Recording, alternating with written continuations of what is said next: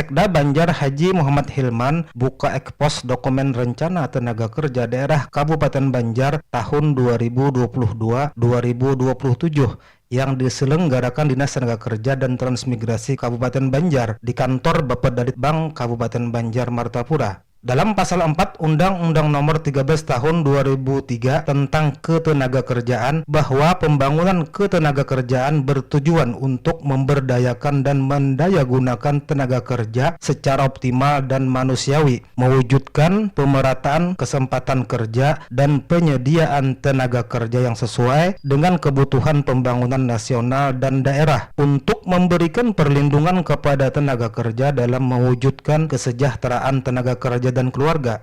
Sekda Banjar Haji Muhammad Hilman mengatakan, guna mewujudkan tujuan pembangunan ketenagakerjaan tersebut, diperlukan perencanaan tenaga kerja yang terarah dan berkesinambungan.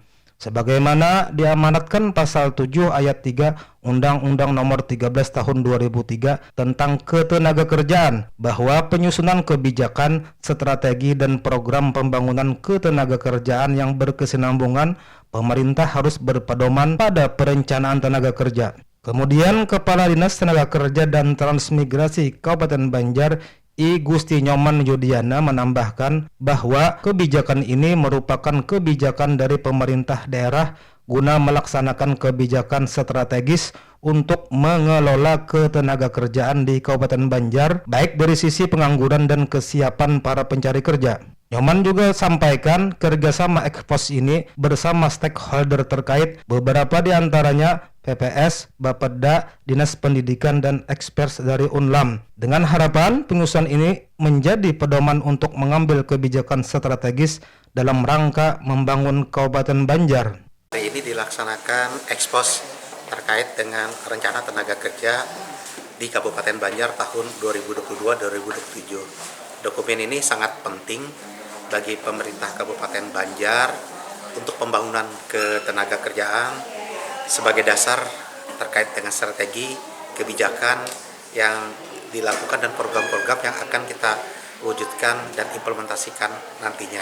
Apalagi Bapak Bupati Banjar melalui visi dan misi yang dijanjikan pada saat kampanye dan tertuang di dalam rencana pembangunan jangka menengah daerah akan menyiapkan lapangan kerja sebanyak 15.000. Nah, harapannya dari ekspos dokumen rencana tenaga kerja yang disiapkan hari ini sudah bisa sesuai hingga implementasi atas kebijakan melalui strategi dan program-program yang diwujudkan nantinya bisa mempercepat target pencapaian visi misi tersebut sampai dengan akhir tahun 2024 di akhir masa jabatan Pak Bupati dan Pak Wakil Bupati.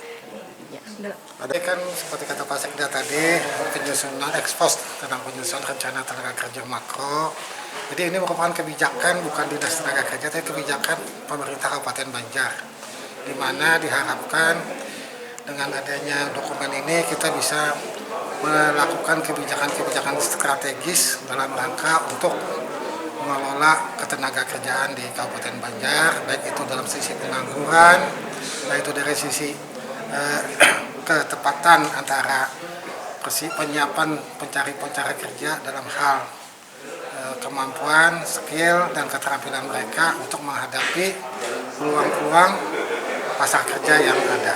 Jadi ini dokumen ini disusun bersama-sama dengan semua stakeholder, bukan hanya Dinas Tenaga Kerja, tapi semua pihak yang ada di Kabupaten Banjar. Ini kerjasamanya Pak dengan siapa aja? Kalau kita kan ini waktu kerjasama penyusunan, itu ada BPS, ada Bapeda, ada di expertnya dari UNLAM, juga dari pihak-pihak dalam hal ini yang berhubungan di Dinas Pendidikan, Dinas Pertanian, dan banyak dinas-dinas yang kita libatkan. Khairin Melda, Suara Banjar melaporkan.